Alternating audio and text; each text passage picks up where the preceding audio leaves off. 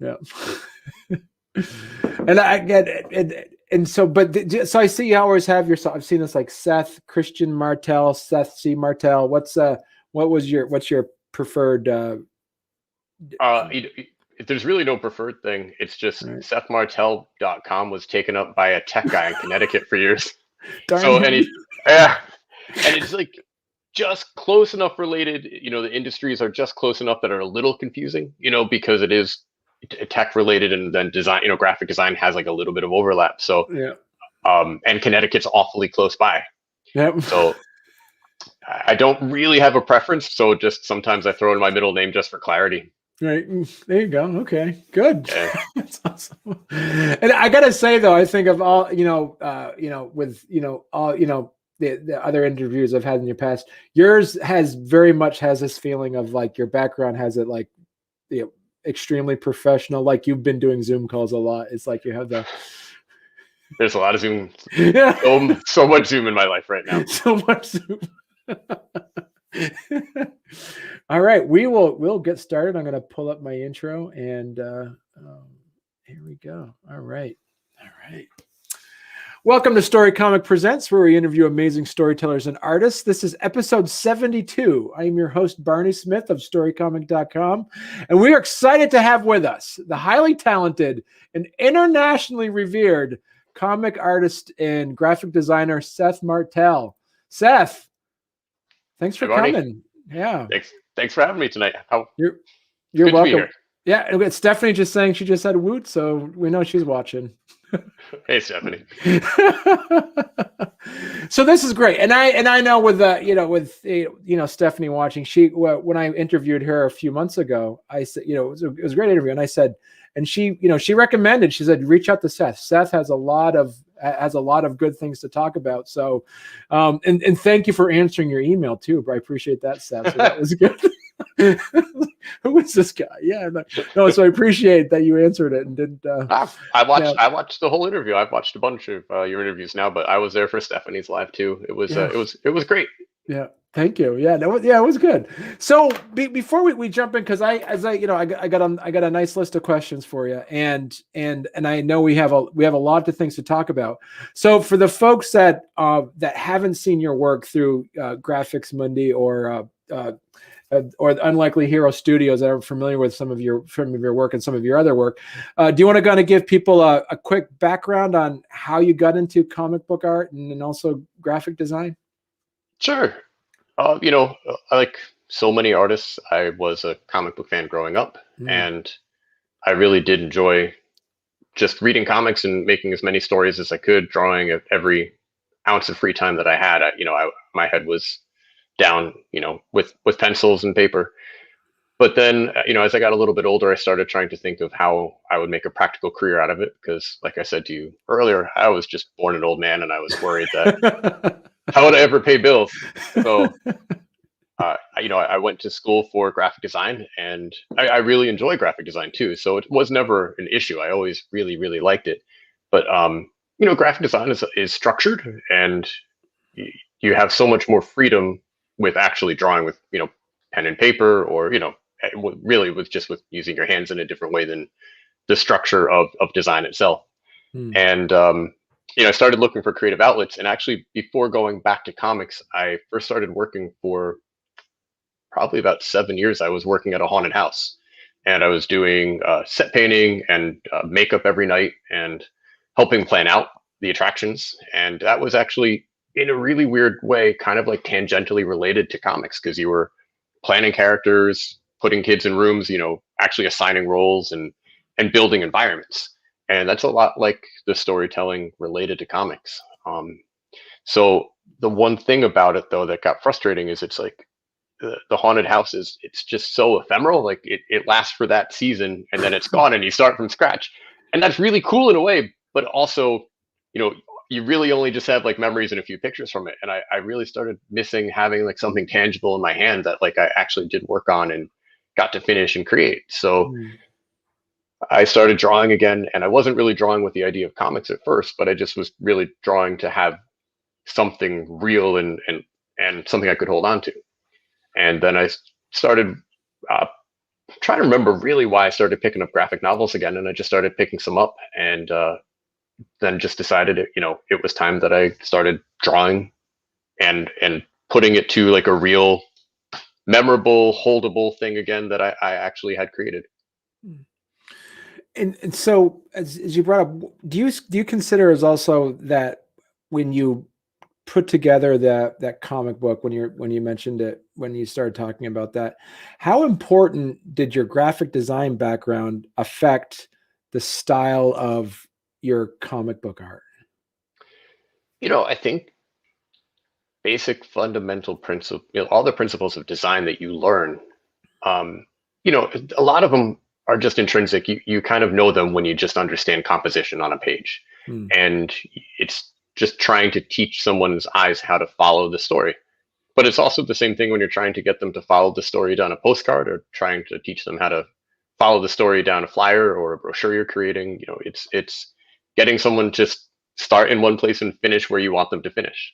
Right. And besides just the actual composition, the practical things about design of like understanding the software it takes and understanding size specs and how things will reproduce, understanding color reproduction, those types of things that you learn without even really meaning to in graphic design. Like it slowly just becomes like part and parcel of creating all of your products.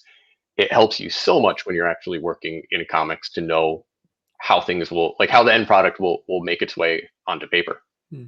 So would you say like a good recommendation, and we're looking at, these are the storyboards for and this is for Andromeda, correct? Correct. Yep. Okay. And do you say, so for instance, would you recommend anybody that's going into comic book art to that's doing comics and designing comics, that there has to be a graphic design component in that education? The thing about comics is nothing has to be any certain way, which is Mm. like the greatest part about it is you Yeah. could make anything you want, and as long as you're telling the story you want to tell, it's a comic for you. You're telling a story, and that's really awesome. But if you're really trying to, I think, probably take more traditional routes and have more traditional products, it really helps. It does help a lot. Mm. A lot of questions are answered that you would just know with the experience of being a graphic designer. And how much, because I love how even one of the aspects that I love about your design on that is there, you seem to take the entire page and look at it as almost as like one piece of art, one piece of design, where you actually kind of have the frames uh, work to help tell the story. How often do you see, would that be a recommendation when you're talking to other up and coming artists, is like, do you recommend like looking at frame per frame, for instance, like in our Instagram world, everything say, hey, for reproduction values, if you want to tell a sequential story, keep it in a square, that way people can flip through. What would be your recommendation on, if you're looking at some of the long form stuff, uh what's the give and take on that, on looking at like full page designs? If you zoom out on your page that you've just drawn, and if you can draw excuse me, if you can draw a line that follows where you want the viewer's eye to go, then it's a successful page. Mm-hmm. If you're just drawing a line straight down the page, that's not exciting. It's not taking up the space that you really want to take. If someone's going to buy your book, you don't want them to flip through it in 2 seconds because all they did was read straight down the middle. Right. You really want to take up, you're given this real estate. You really want to make the best use of it. Mm. And how much, because you also do lettering as well, and how important is to make sure the frame, the word bubbles, the lettering itself, how much of that where you want to, like, you take that step back and make sure everything seems to be connected, and what kind of advice would you give to other artists about that? I'm an accidental letterer, or maybe just like a letterer out of necessity. Um, you know, I, I'm doing essentially lettering every day in my graphic design job. So it's just like, well, I can do this. And for me, with the creation process, somebody like Stephanie, she's pre-writing scripts, which is great. But then it's really nice to have the ability to just one-on-one say, hey, this takes up an awful lot of space here. Can we split it up? I'll show you how it looks. And you have that back and forth, conversation then where you can instantly try to fit it in the way that you're not disrupting the flow, but still getting the story across. And secondly, for myself, when I'm working on my own comics, if I'm lettering it myself, I can just revise on the fly, but I'm also writing. I'm writing script that way because I don't write script in a traditional way where it's all pre-written. I'm actually doing plot beats and notes and then doing the script on the page. Right. So let me ask you this. So how important is it to have that relationship with the writer on that? How when you sit down, and as we mentioned, for instance, Andromeda, which was written by Stephanie, and we'll talk about that. So that was written by Stephanie. How much of that back and forth is there when you get the script to say, this is what and you kind of give when you kind of give the storyboards, do you give the storyboards out to her first and then there's a back and forth on that? Or how much direction do you expect from a writer, and how much do you say, thank you, but this is kind of my side of things? Sorry. Yeah. Oh, that's good. Yeah. Yeah, so I think a big part of it is Stephanie is just such a really great and flexible writer and collaborator. So that second panel right there, I had shown her thumbnails that I didn't fit into there because they're just beyond really unintelligible thumbnails. And the second one that I showed her there, she did a draw over for me. And it was so helpful because when you have somebody who's really willing to take the time to do that, you're both going to get the product you want. Like you want to tell the right story. You want to tell the story with the best impact you can. And you want to help the writer get on the page exactly what's in their head, especially if they really have a clear idea in their mind's eye of what it should be. Okay. Oh, I'm sorry, I didn't mean to interrupt you. I was just going to say, so that's like a slightly refined, but still really rough version, and that's the type of one where I can actually start laying in letters and show people how much real estate that letter box or the word bubble will take up.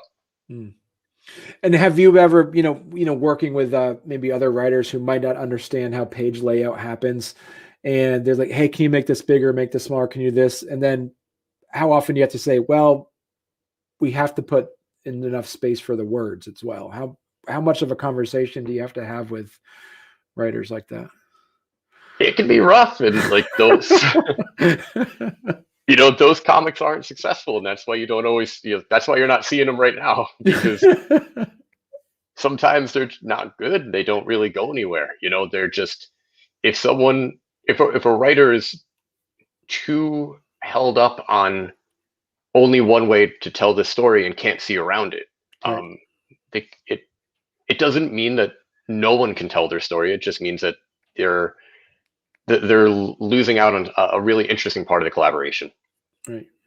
And do you see like differences as well when it comes to, comic writers? Do you ever have to kind of help sit down with them and to say, hey, this is a little more descriptive than you need to. I can draw this. You don't need to have this written out. How often does that happen? The hardest part is teaching people that are writers who don't have a lot of experience that you're not writing something in motion. You're not writing a movie script. Someone in one panel can't turn around but then open the door in front of them while tying their shoe.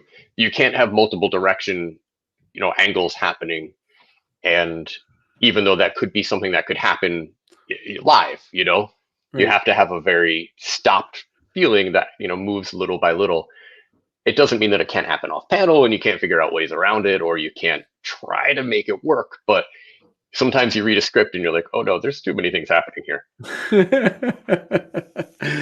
So do you see that kind of like as that's a growing process of it, and once you kind of create a good rhythm with a writer, do you try to kind of stay connected with them to say, hey, let me know when your next one's coming out, or let me know if there's something else I can do? Or how does that relationship kind of bud, and how do you and what do you do when you work with some writers who really like your work, but you're like, Thanks, but how does that work? I You guess. know, it's you always weigh your options. You know, every job is like, well, what's it going to pay? How long is it going to take? Like, what type of time investment is like, what's the return on investment versus like the pain points that you're really going to encounter? Right. It's just like any freelance job you're going to take. But and some people you really like, but they're not necessarily people that you want to work with. And then the people that you find that are just really great collaborators. That's why you see me working with Stephanie all the time. You know, we had finished the COVID Chronicles entry, and we both have bigger projects that we're trying to work on. And then she saw this story call for entries for Andromeda in Mermaids Monthly, and she's like, "Hey, do you want to do this?" And I said, "Sure." Not just because I know that it's going to be such a fun experience. You know, if you have somebody that you can really enjoy, that back and forth, it makes it fun. And pausing other projects for a great experience, that those are the things that are worth it. And you know, you don't even know sometimes if it's going to get picked up, but if you're making something you enjoy, I think that that's far more important in the end, because your your end product shows the fun that you had. Mm. And so, yeah, so you mentioned that is like, so what do you do in those situations where, what would be your advice for the artists that say, a couple of years on that they have a good setup with, with a writer. At what point do you always try to keep making sure that there's still, because this is a job that pays, that you have to make sure there's contracts involved, or when you're working with somebody, you say, all right, we've established a good working relationship. Do you ever get laxed on any of that stuff, or how does that work? Yeah, contracts are really important. You know, it depends, of course, the relationship, but most of the time, it's really just safest because it keeps friendships healthy, and it keeps friendships, cut and dry. Hmm. Um, but in the past, yeah, I've definitely been screwed over by not having contracts in place, by promises that really actually were developing. You know, even with editors that had been hired that were exciting to work with, and Hmm. creative teams that were getting put together. So you can't always you can't let that kind of like that glitter and excitement totally confuse. It can distract you because Right. you're so excited and you're so hungry to work with on a project that you're stoked to be part of, but that doesn't mean that it's ever going to come to fruition. It doesn't mean that someone or like whoever is financially backing it won't just decide to stop in the middle of it. Right. So you need to have something in place that says what will happen in each stage of that if something changes. Right.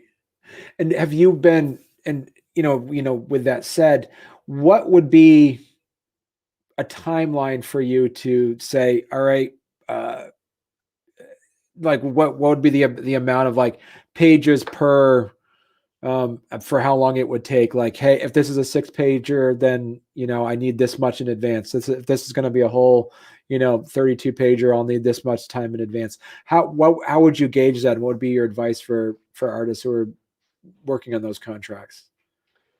It's interesting. I listened to some of your other podcasts, and you had someone on before named Anusha, and she was very cut and dry with how she did things. So it was very smart. But it's a little bit different for everybody, and she talked about how the flexibility is like how you're gauging your own time and what you want to work on, and what will this afford you to do something else.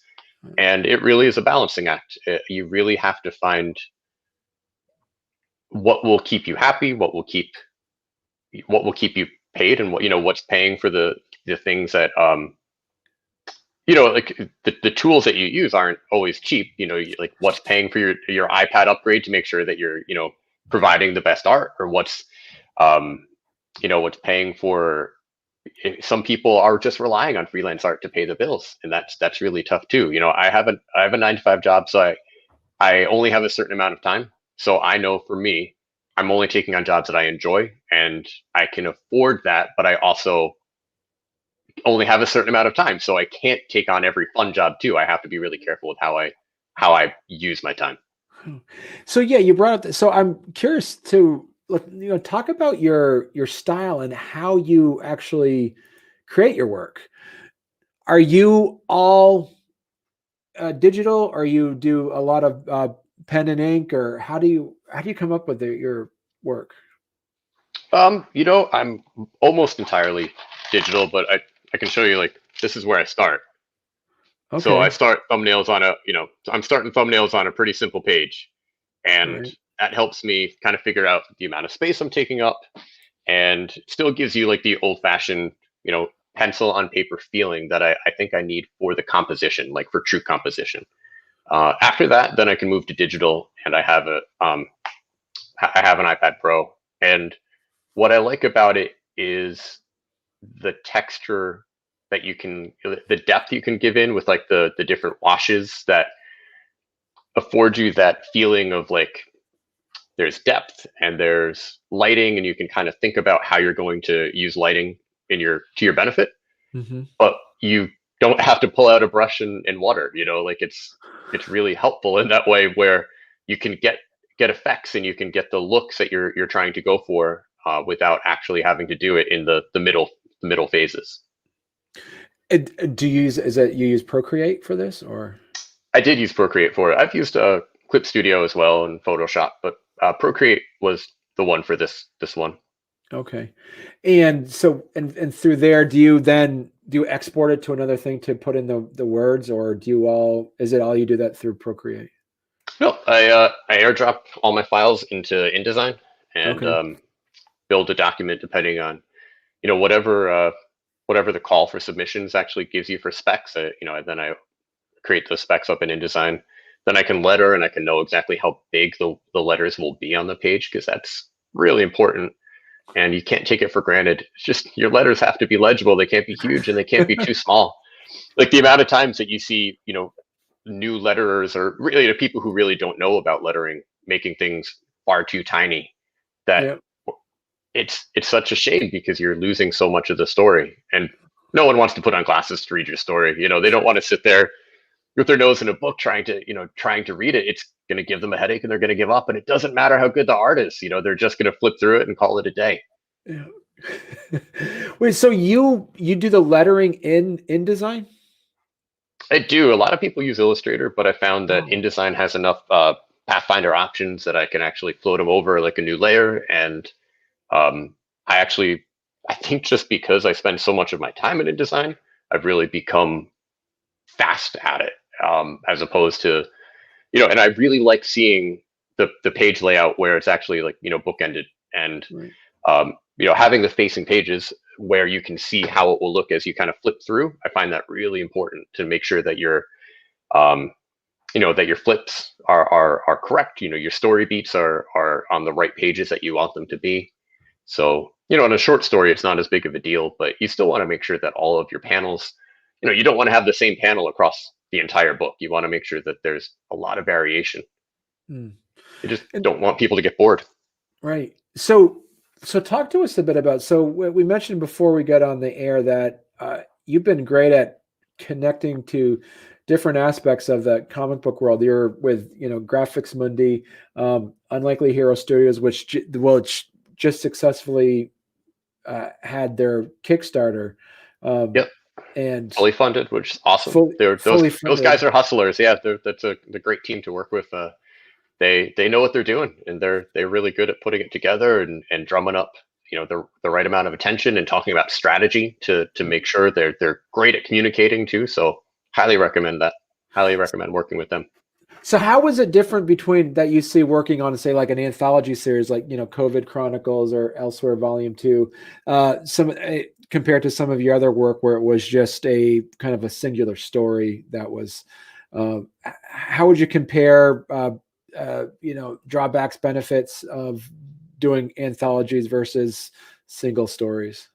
Sure. So the three stories that you're just mentioning, they were all part of anthologies, or mixed with speculative fiction, or different. One was in a magazine, so they're all a little bit shorter, and Right. I really I enjoyed them because I like them because they're a break from your everyday larger works that you're working on. And I don't know if it's for everybody, because I think for some people it can be a distraction, but I think if I'm working on two projects at once, I like each of them so much because I can get tired of one and then jump to the other because it's a nice distraction. Hmm. and it keeps my interest, and it keeps my momentum going. Yeah. So each of these companies though were interesting because one was a Kickstarter, one was a call for submissions that was just paying you for use of the book, paying you for use of your story once you uh, just get approved or not approved. And then the other one was a fundraiser. The COVID Chronicles was actually a fundraiser, which was going towards bookstores that were suffering during the last year for COVID. But it was through a university press, and that was also a really cool and interesting group to work with because you know they're working on a different style of book. It's a little bit quieter. It's a little bit more academic, but Hmm.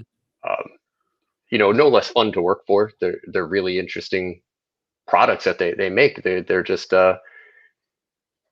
it's just each one is still telling a story. So I really enjoy all of them.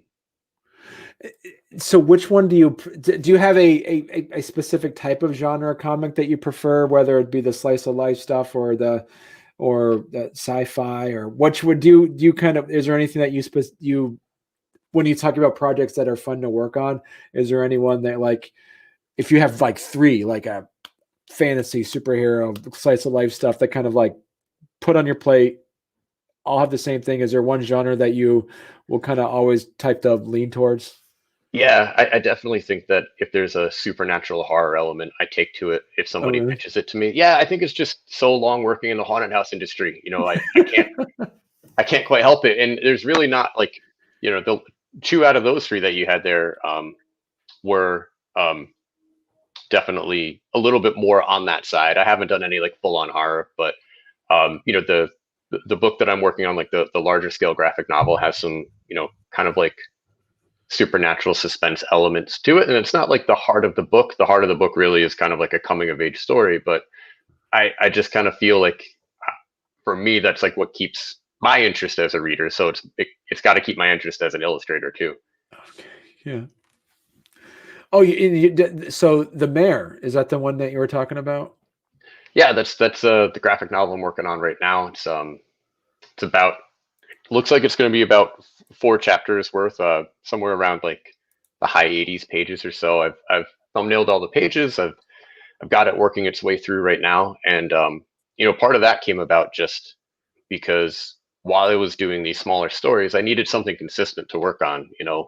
We've all been stuck home during this last year, and I needed a project that kind of like had some sort of like almost like comfort food drawing, something that felt like connected to. And I'm a child of the 90s, so like I really wanted to kind of take it back to something that felt like it felt familiar, and like I could listen to music I really was nostalgic for. It wasn't something I listened to every day, but like picking up some back old ideas, and just reminded me of like what really inspired me when I first started picking up graphic novels after I kind of got not over superheroes, but just like my natural next step.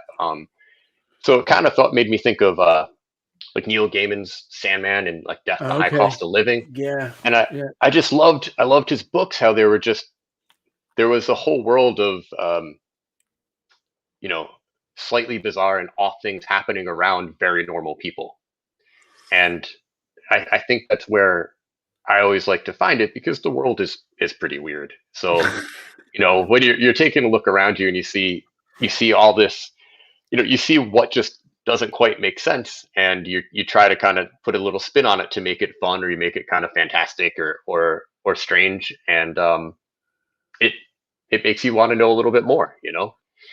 So I kind of took the main character back to a time of like, that like teen angst, like feeling of like you're lost after high school, and so many people around you feel like they know exactly what they're going to do, and it makes you feel a little left behind. And also, I think the biggest thing for me was, I'm not, I get to work with really amazing writers who have these brilliant, complex worlds that I don't think my mind works in that way. So like I get excited when I get to work with other writers like Stephanie, and because that it opens doors to things that I wouldn't normally do. So then when I come back to my own, I try to remind myself, like, don't make things too complicated. Keep it simple. Like, do something you enjoy, so it always feels like something you're going to like when you're picking up your pen. Mm. Have you been able to reach out? Because as you're talking about this, the Mayor is a book that you're writing and you're illustrating as well.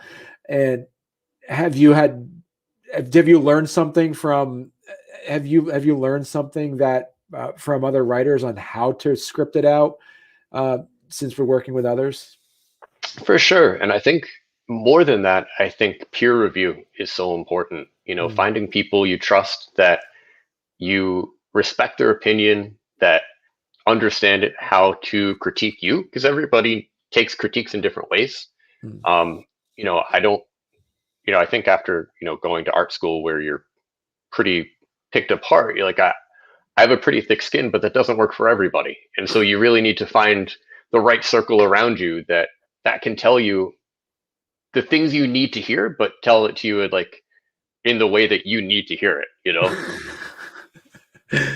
uh, Stephanie just said the Mayor is very layered and complex and splendid. Can't wait. So, Thanks, Stephanie. I can't wait to finish it. So, with your planning, you mentioned it's going to be like, are you planning on splitting it out into separate issues and maybe like in 3 volumes, and then trying to do a Kickstarter for each one, or what's your plan on that? It could be 4 issues. I wrote it in 4 chapters.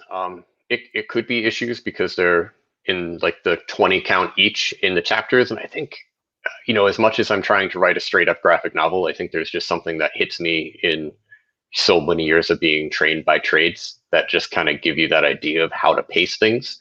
Right. But that doesn't mean that it wouldn't read well all the way from start to finish. And if that was the end place it went, I would be totally okay with it too. Yeah. I think there's something really nice about having just that chunk in your hand. And I know as an adult, like sometimes I'm just not really patient or don't have the time to read a little, an issue at a time. And I'm appreciating the awesome, afternoon of just, indulging in a graphic novel. It's really nice. Yeah. And so talk to us a bit about, because using Procreate on the, and did you use Procreate on the Mayor as well? That's what it did. Yep. Okay. Now, how important is it from the graphic design perspective to make sure that there's the same, that like the color palette? How important would you recommend to artists is like, making sure that colors match, making sure that that's actually part of the design too? Yeah, I think one of the things that I'm realizing, I shouldn't say realizing, I definitely have always known, I'm not bad at color and I can pick out colors, but a colorist is a completely different thing. So I can understand thematic colors. I think I'm good at, but being a true colorist, there are people who really study and deserve all of the credit for setting a different tone for the story that you may not think of yourself. And right now I have it in black and white and it might stay in black and white, but hiring a colorist is one of my options too, that I think could be a really great option. For me, one of the things is, as you saw, like on the earlier page, how things were blue and on the cover things are blue. Right. The whole thing is the mayor, is short for nightmare. And part of it is like related to just like old folklore. It's about, the mayor is a restless spirit that harasses you in the night and you don't know what is really causing it. It's always kind of related to, like in modern times, it's related to sleep paralysis. And that's what people kind of attribute the modern version of, like, where the folklore came from. And I wanted to signify in a way, even if it wasn't necessarily such a dramatic thing happening around the character as they fell asleep, the blue creeping into their life. Either it makes them sleepy or they're really suffering from kind of like this point in time of feeling trapped. Like sleep paralysis makes you feel trapped, and so I'm using it kind of as a color signifier through the book. And then like some of your other work that you've done with your other projects through Elsewhere Volume 2 and COVID Chronicles and things like that. How deliberate are you also with that, with those color palettes? Yeah, that the in Small Acts in COVID Chronicles, that was actually Stephanie's idea for the cue of how to handle it, because in her story, especially in the beginning of when COVID was affecting everyone, the world was feeling very bleak and the Mm, world was pretty gray. And she was trying to remind everyone in the story how all these little things in your life are still there to appreciate. And all the little things you do, other people are also appreciating. And those are the small bits of color that are showing in the story around a very bleak world. So, it was dedicated to her husband, who's a physician who works with COVID patients, and also just how the little things he was doing and the little things he was appreciating around him in his life were bringing color to his world, even though it was still such a tough time. mm. And I gotta say, it seems like though is like one of your trademarks is having always that horizontal frame. Is that something that you've always either just by happenstance put in, or this are you deliberate to making sure you always have like a horizontal frame? It seems I don't know. like. Is it the graphic designer in you that wants to make sure there seems to be some flow like that? Maybe. I think I don't necessarily think I know what I'm doing all the time.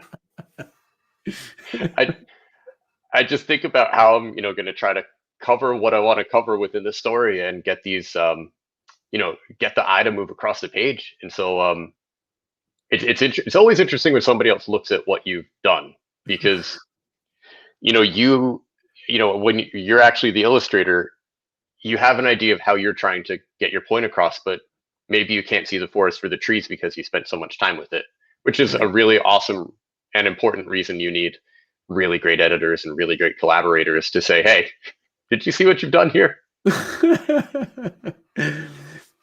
So talk to us a bit about the those connections you make. As you said, you work with Graphics Mundi, Unlikely Hero Studios. What would be your advice for artists who are wanting to get in the field and saying, how did you, especially, the 2020s, there wasn't a lot of conventions. There wasn't the ways that people would normally connect and network just frankly didn't exist. So what would Sure. be some of the advice that you would give to artists that are coming out of art school, or people that are wanting to get back into it? What would be some of your advice for them? I mean, so much of it, you have to take a step back and think of how you thrive. Like, where do you do best? In Mm, person is clearly not an option right now, but there are so many resources online. We're very lucky now. Back when we were younger, these options really weren't out there in the type of tangible way that they are now. There's amazing artist resources like create the comics experience is it's an online school, but also offers creators workshops where you can go and you can post your work online and co-critique, which is really helpful mm, for people. I was a member there for a very long time, and that's actually where I met Stephanie. And oh, part of cool. it is you can see what other people are posting and learn about their style, learn about their critique style. And I thought, for me personally, like, as I was meeting her, I saw how she was thoughtfully critiquing. Not only was she talented, but she was taking time to think about how she was delivering information to somebody else, and that's somebody you want to work with. Right. Um, there's also really great Discord channels out there that you can find, through Twitter groups, or I don't really know any through Facebook, but I've heard that there's some really decent Facebook groups out there as well. I just Mm, haven't been on there as much. yeah. And yet you mentioned Twitter. That seems to be like your main social network. So would you recommend Twitter over, say, like Instagram or Facebook, or for instance, for connecting with other artists? It's all an experiment that you have to see where you kind of make your best inroads. Mm, And in my day job, besides being a graphic designer, I also manage our social media account, and it is interesting to see how different my day job social media account does in different platforms. It doesn't really do as well in Twitter, but it does amazing in Instagram, mm, and our following has just increased exponentially over the last year. And a big part of it is, how are you going to post and how are you going to interact? Instagram really rewards, consistency and interactivity, and Twitter, you really want people to, are you ready to be in every conversation there? Are you ready to actively talk to your audience when they are ready to, trying to interact with you as well. Mm.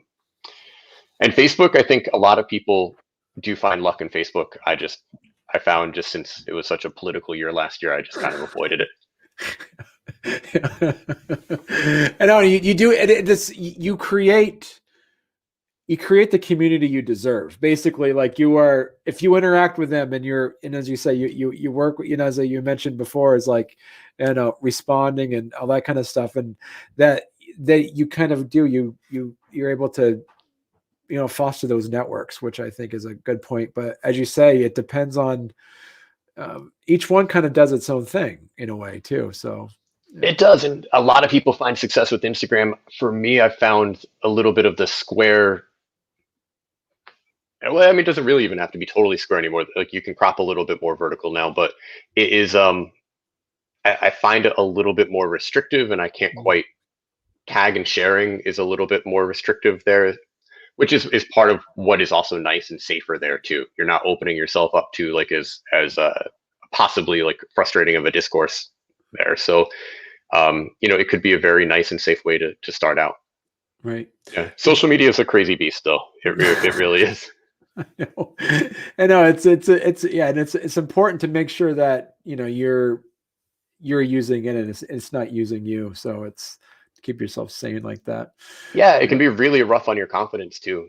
I think a lot of people go into it hoping that they're just gonna, instantly be praised for everything they put up there, but everything you're putting up can just as easily be torn down. You don't know who these people are, because it's just faceless people behind, sitting at home, who aren't necessarily going to take the time to treat you like a human, and you have to be, you have to be ready for that. Right. So it's not always the best place. Yeah. So would that be like a recommendation, is like, kind of pick maybe one of them and just kind of foster a community through one avenue that you feel most comfortable with? Yeah, and think about who you are. If you're a sensitive person, maybe, work within private groups to make sure that you're shielding yourself from, if you don't feel like you're ready for it, then don't put yourself out there quite yet, because there's nothing more discouraging.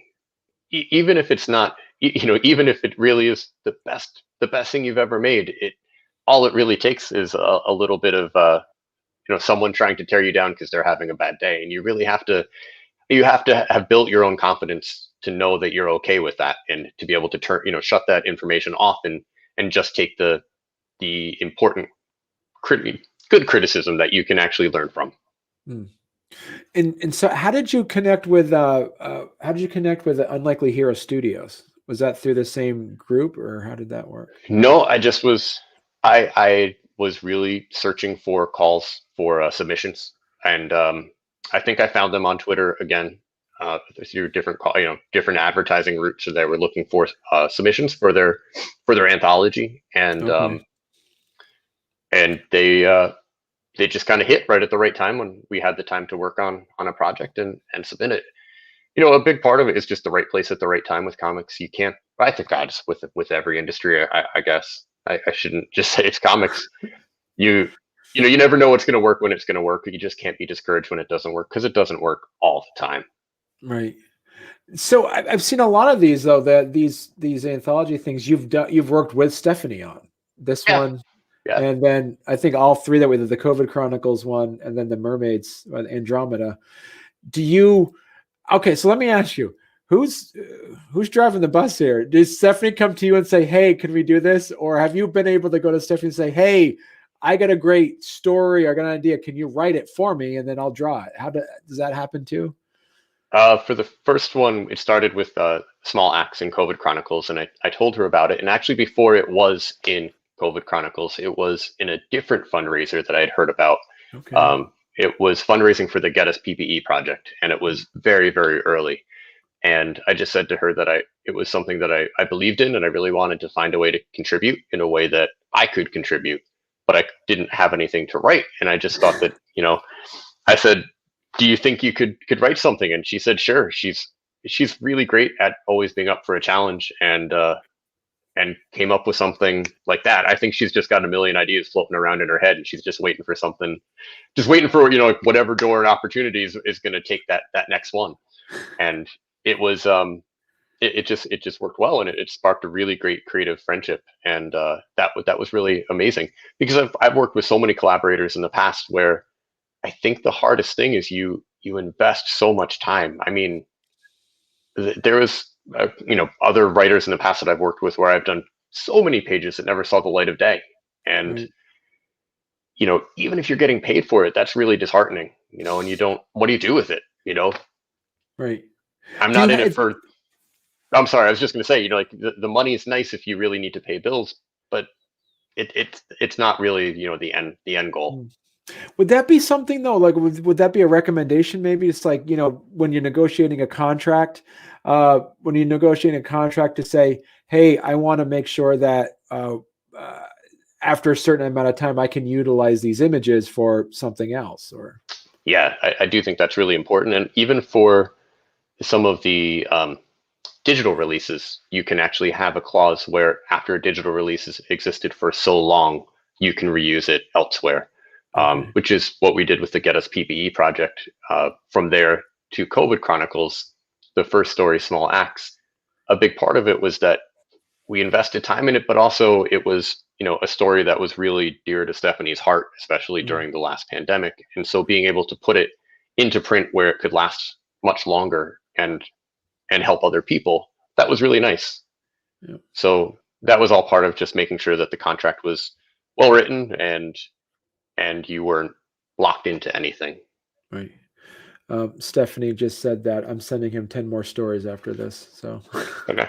She's got a graphic novel to write. She can't. All right. And that was and then Greg Giordano says, great work, Seth Martel. So there's, you got one of your Ah, Twitter followers there. So thanks, Greg. Appreciate it. so what would be some good places for artists to reach out to try to find samples of contracts? How did you find out what contract would be the best way to write? Is there certain online resources that you would recommend? There are great lawyers out there that you can hire, but for the ones that I honestly knew it was just such low stakes for them. It just was really, we just carefully read them, and having help in your life, so you're not just reading it by yourself, is Right. really important. It really depends on how serious of a contract you're trying to get into, But by all means, I think a lawyer is incredibly helpful when it gets to that next step. Like, Hmm. what's your end goal with this comic, and how important to you is it? Right. um, what do you think what's the legs on it? Do you think that you can use it again? Do you think you're getting your money's worth for it? Do you think that you're getting, like, and I don't mean like cash money, I really mean, like, do you think that the Right. time that you spent on it and how much you care about your story? Yeah. Good. So, um, talk to us about, so was Elsewhere the first Kickstarter that you were a part of? It was, yeah, it was. And I'd always been kind of hesitant about a Kickstarter because I didn't really know enough about how they work to really start it, to get into it Mm, myself. And um, I think a big part of what these guys did as a group, they are really amazing at having, fun, thoughtful stretch goals that their audience are really looking for, keeping momentum going, having really diverse comics within the anthology that I think there's something for everybody. right. And um, and also just making sure that they check in a lot along the way. And I have a huge amount of respect for people that are diligent and thoughtfully running something, because there are so many people in comics that are unintentionally flaky. Mm, I don't think anyone means to be, but everybody gets caught up in their life, and everybody gets caught up in so many things around them. But when you're running a campaign with so many people who invested time, right. having people who care and see things through, you gain a lot of respect for them, and you really you want them to succeed as much as seeing yourself succeed, because that there's a reciprocal investment happening. And you say also too, like that one of the benefits of doing an anthology through Kickstarter as well. Does it help also expanding your readership and maybe your audience as well? Oh heck yeah! I mean, like you think about it, every story has how much of a creative team, and each one of Right. them tells one person. That person possibly tells another, but if they tell two people, it's exponential, and it's really it's a really smart way to start small, or to Yeah. start, for especially for new creators. I highly recommend anthologies because I've bitten off graphic novels before that they've gone all the way through, but there's such a short-term learning experience that you get from working within anthologies, because the timelines are quick. You're learning exactly how to budget your own time. You're learning exactly how to budget your time with your co-creators too. Hmm. If they have to get to a next step. In fact, Andromeda, we were going to have a colorist take care of it, but getting short windows of submission times, knowing that you have to make it, the colorist just didn't have enough time, and I had to do it myself.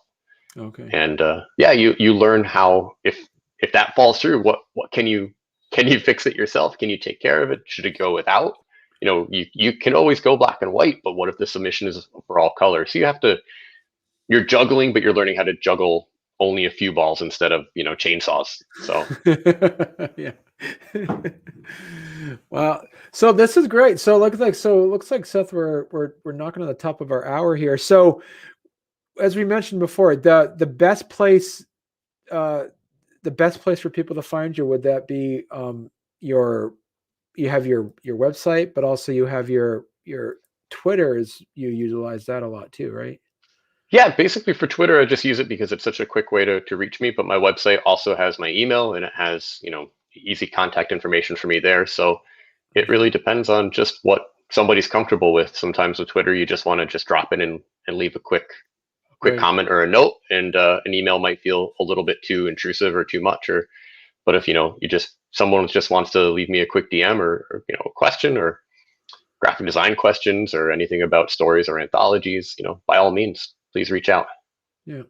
Great. So looking forward to seeing more of the mayor. So uh, we we know that's one of your projects that you're working on, but no dates yet. You don't want to shoehorn yourself into anything specific yet. No, So I got too much work left to do. But I'm excited. It's in a solid enough place that I feel like there's an end in sight, which is really exciting. yeah. And the pitching process is happening right now, and that's also a really exciting and scary time. But um, yeah, who knows where it's really going to go from here? But um, Is it's there would still a there lot of be work. any? Yeah. So now I'm curious. I mean, it's like, is there going to be some, now that you've kind of set up basically kind of a universe in a way where the story is? Is there, because of you've dipped your toes a lot in some anthologies in the past? Has there been a thought about maybe doing a Mare like anthology where you would have other writers and artists tell different side stories? That's really interesting. I didn't think about it for this one because of like the way that I framed Right.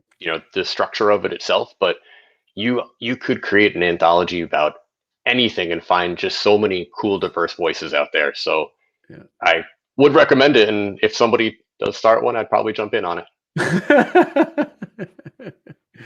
Great. Well, thank you very much, Seth. This has been fascinating, and I'm super excited to finally sit down and talk to you. Thanks, Marty. It was so nice to meet you.